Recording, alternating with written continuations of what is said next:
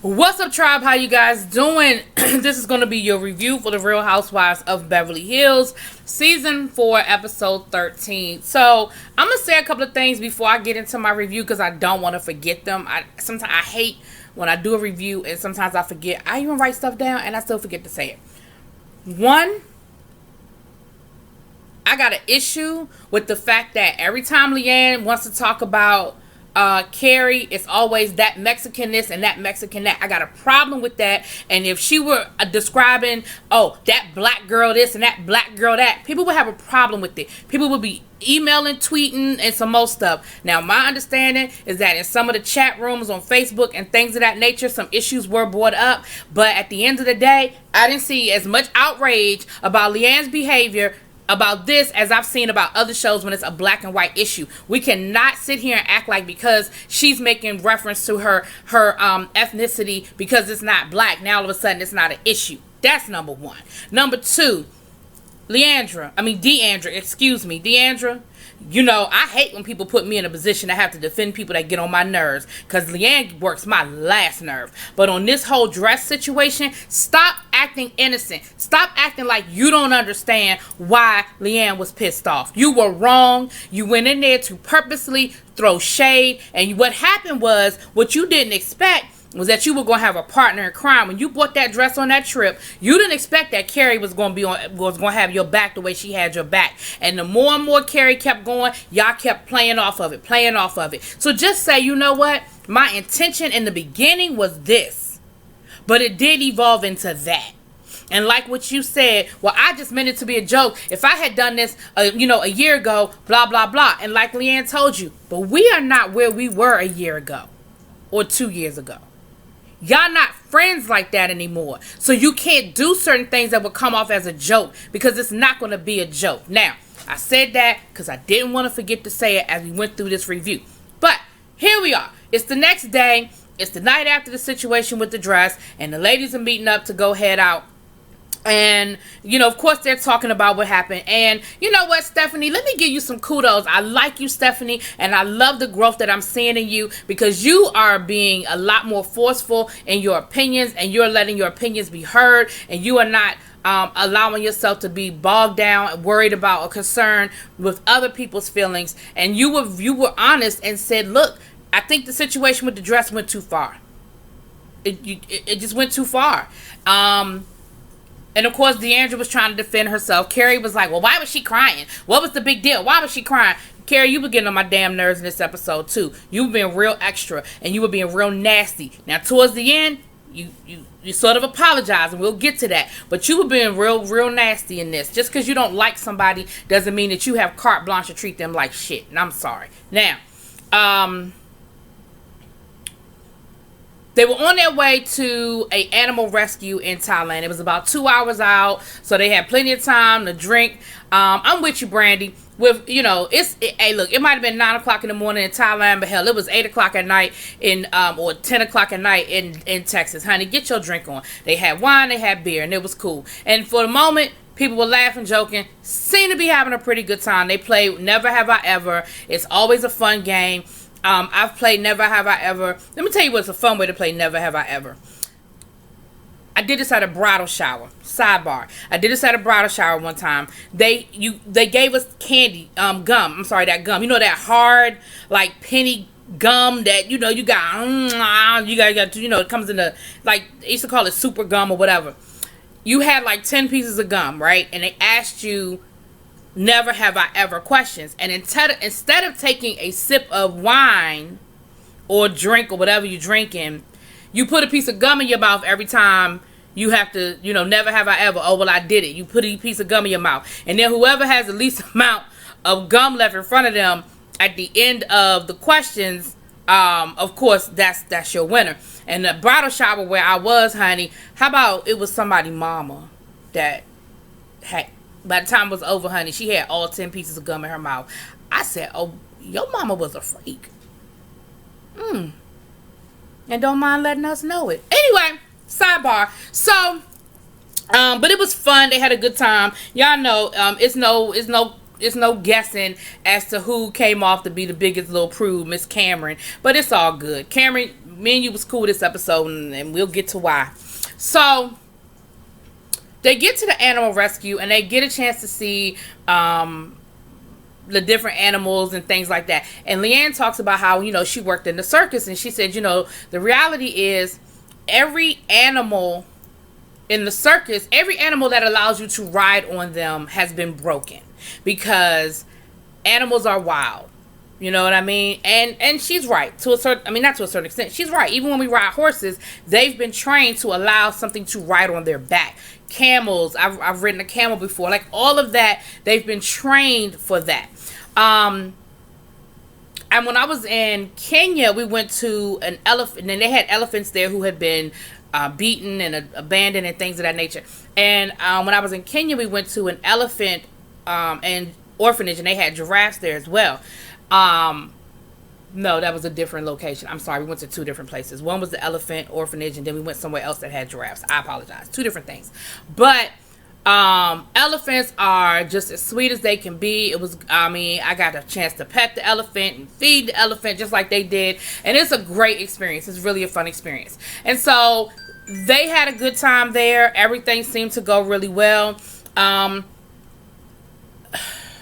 And then Leanne had to just go and just be extra about it and just talk about how, these animals have been broken and used just like me. And of course she starts crying, and it becomes an issue, like a whole spectacle. Leanne, everything is not about you, and all roads don't lead back to your childhood. And I am sorry, and I am not trying to be insensitive to the things that you have gone through, but at the end of the day, you've been in therapy. You're not over it. And that was the wrong word. That was the wrong word. Over it is not the right word, because you don't get over stuff like that.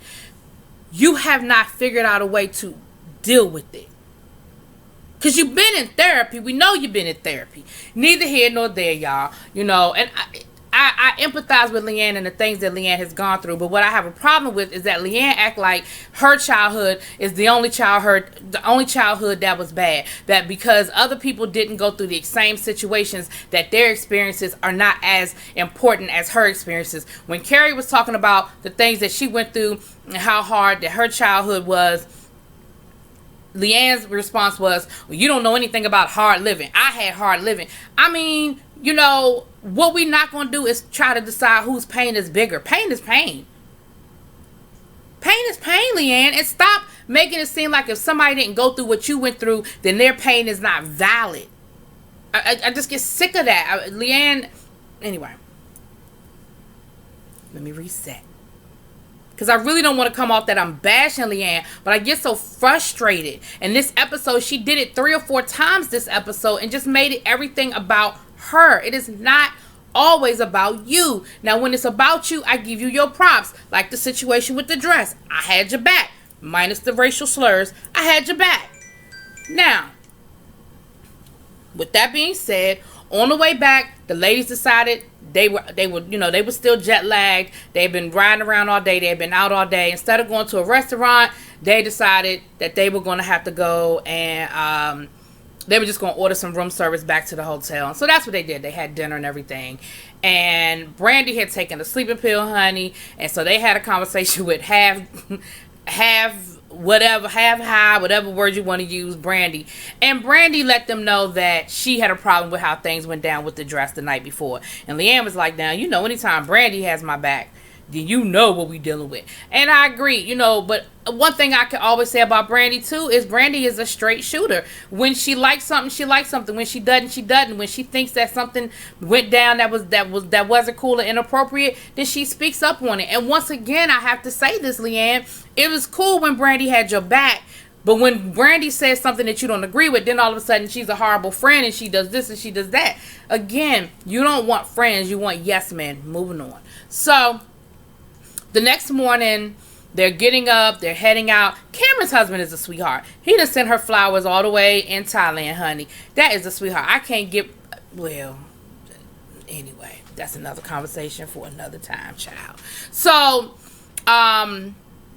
today they're headed out to the world's largest open air market oh my gosh, I could be there for days, right? So of course they have a food section, and they have, where you could buy little odds and ends. I mean, if it's that big, then you could probably buy every damn thing in the world you could ever think of. It's just a matter of getting to the right section. So they started off at the food section, which they were not impressed with. When you travel to other countries, trying food that you are not used to, it does take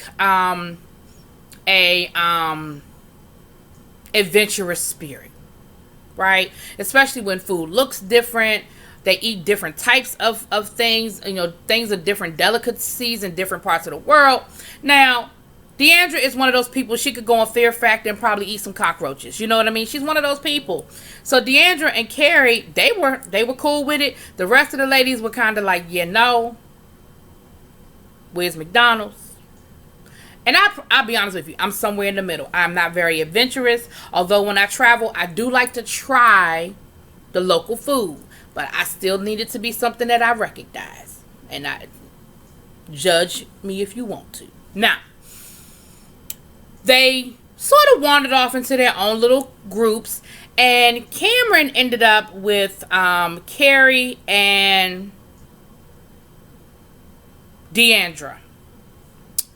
And they were getting foot massages. And Cameron, I like the way you handled this situation. They got to talking about the dress again. And Cameron said, don't you think that at a certain point, it sort of went left and it became cruel at Leanne's expense? And Deandra tried to do that whole, well, no, I was really just trying to be supportive. It was just a joke. I don't understand. And Cameron said, let me give you an example. Cameron said to Carrie, she said, if you had jewelry, a piece of your jewelry line that you put on the market or what have you, and Leanne bought it and proceeded to talk about everything that was wrong with it, instead of saying, hey, look, I bought a piece of your jewelry line and I want to let you know that I support you. And then later on a one-on-one conversation said, hey, the pearls are a little loose, da-da-da-da-da, da-da-da-da-da. That's when you're really trying to help someone. But for you to do it at the dinner table in front of everyone, that's not about helping. That's about embarrassing. And Carrie received it. In Carrie's defense, I should say, she received it and she said, you know what? I hear where you're coming from, and that really wasn't my intent. Now, in the moment, I think it was her intent. But I think seeing it from a different perspective, the way Cameron explained it, I'm with you, Cameron, and I appreciate what you did, because I think you did a really good job of allowing them to see it from a different point of view without attacking them.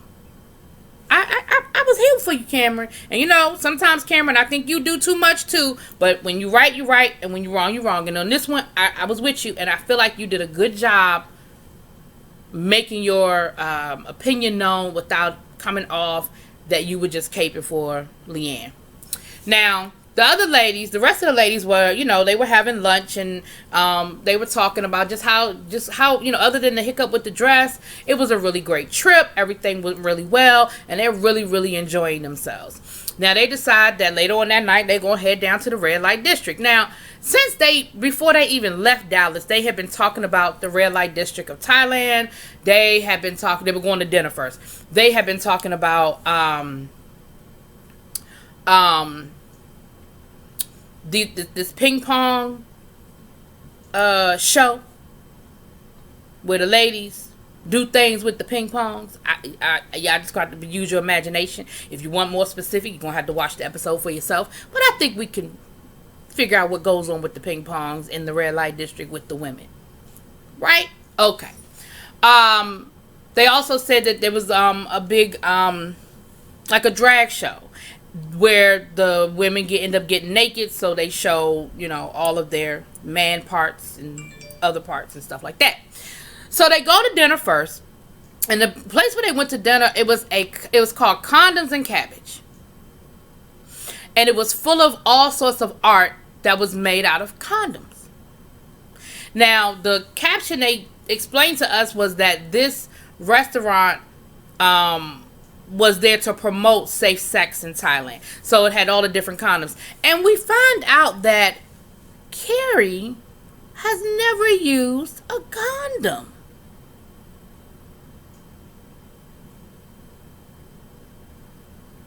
I'm going to let that one sink in. She said, well, she's always been in serious relationships. She said she's never had a one-night stand or anything like that. See, I don't want to get too deep in somebody else's personal business, but I would venture to guess that even though you were in these serious relationships, did y'all get tested before y'all had sex for the first time? Were you sure that person was sure? You feel what I'm saying? Now, I ain't here to judge nobody, and that's your business, and you do what you do. You've been married twice, and I guess you clean. You ain't got nothing. You never had nothing, but you sure were playing with some Russian roulette in your life. But the restaurant was interesting, and it was some really cool art that was made out of condoms. Now, what they said was that the food sucked.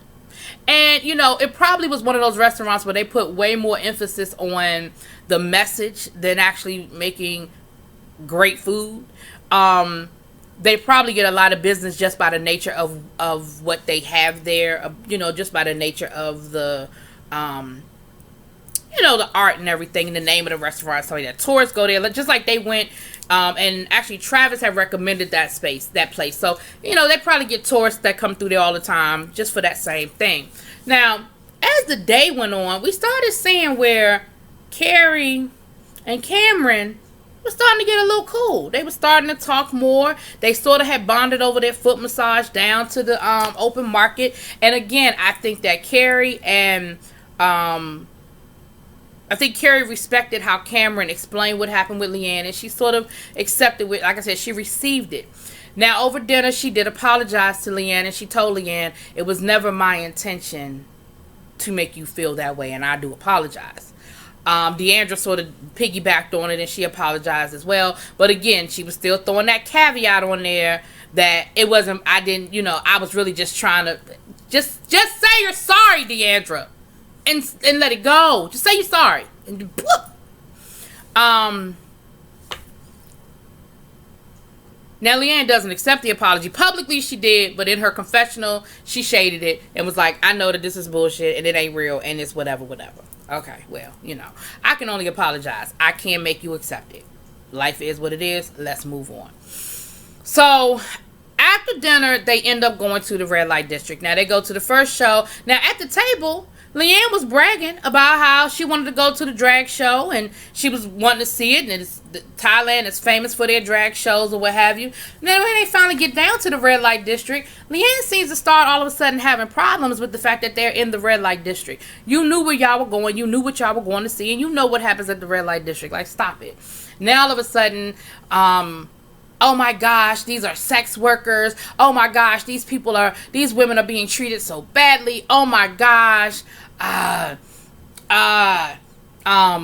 went to the drag show and the men, now it was a little more than I think they expected because the men actually started having sex with each other while in drag. I wasn't quite ready for that either. Okay. But Leanne, they came out of the first place and Leanne seemed to be a little disturbed in her spirit. And Carrie was saying she still wanted to go to the ping pong show. And again, they had been talking about it since before they left Dallas. And all the ladies were down for it. Now, Leanne is blaming Carrie because Leanne wants to be mad at Carrie. So, Leanne is blaming Carrie for the whole ping pong situation. Talking about, and when we get in there, she doesn't know what she's going to see. She doesn't know what it is. She doesn't know what it's going to be. She doesn't know what to expect. And she doesn't really want to see this. Da-da-da-da-da. So, they get into the ping pong show. Now, they sort of validated Leanne a little bit because the first person to run up out of there was Carrie. She was the first person to run up out of the show with Cameron closely on her heels. Now, Leanne's pissed off because she's like, I told y'all we shouldn't have gone in there and blah, blah, blah. And now Leanne is ready. And what happened was Cameron and Carrie had come out the show first and they sort of were kind of walking off. But let's be clear. The whole time, the ladies had producers with them or cameramen with them, and they had security the whole time they were here. So it's not like they were ever in any real danger. It's not like they went off and they were wandering the streets of Thailand by themselves. They just weren't with the other ladies. But of course, now Leanne is pissed off and she's in her feelings. But see, what she's really mad about is she's mad because she's noticing that Carrie and Cameron are starting to get cool. And you know how Leanne is and how territorial she is about her friends. And in her mind, Carrie is the only one that sort of has her back and sort of supports her. So she feels like she's losing the person that has her back, and she's losing her to her arch enemy, which is Carrie at the Carrie at the moment. So then Leanne starts talking about how she's ready to go back to the hotel and how unsafe it is where they are, and they're in a really bad part of town. Newsflash, Leanne, the red light district is always in the bad part of town. Are you serious right now? You knew where you were going when you left the hotel. Show me a red light district that's in the... Now, I haven't traveled the whole world, so correct me, drop it in them comments. But every red light district I've been to, allegedly, ain't never been in the best part of town. Just by the sheer definition of what it is. Anyway, so then I think somebody had to go to the bathroom. So they ended up splitting off and going into 3 different cars. And of course, Leanne was the first one to leave, and she's pissed off and she's mad because she's like, we're in the bad part of town, and this is going on and that's going on. And then she goes on to say, oh shoot, I lost my train of thought. Oh damn, what would Leanne say? That daggone phone made me lose my train of thought. Oh, Brandy was like, it's only 10 o'clock. Like, we're going home. Like, all right. And Brandy's thing was, okay, we can leave this area, but why we gotta go home? Like, let's party. Like, it's 10 o'clock. We've been sleeping all day. Like, let's party. We're not sleeping all day, but y'all know what I mean. And I think the jet lag had probably finally worn off, and so she was ready to party. But nope, they had to go back to the hotel and shut it down because Leanne was in her damn feelings. So they get back to the hotel, and Leanne is upset. She's talking about, do you know how many sex workers we just saw tonight? And Cameron was like, why are you yelling at me? Well, Cameron, she's yelling at you because she's really jealous. And she's pissed off, and she wants to be mad at Carrie. And you're supposed to be mad at Carrie. And she's mad that you forgave Carrie or that you're speaking to Carrie. That's really what it boils down to. Anyway, I'm pretty certain that's where it ends. Y'all let me know what y'all think. We're going to see where this picks up next week, y'all. Let me know what y'all think. Drop it in them comments. Peace.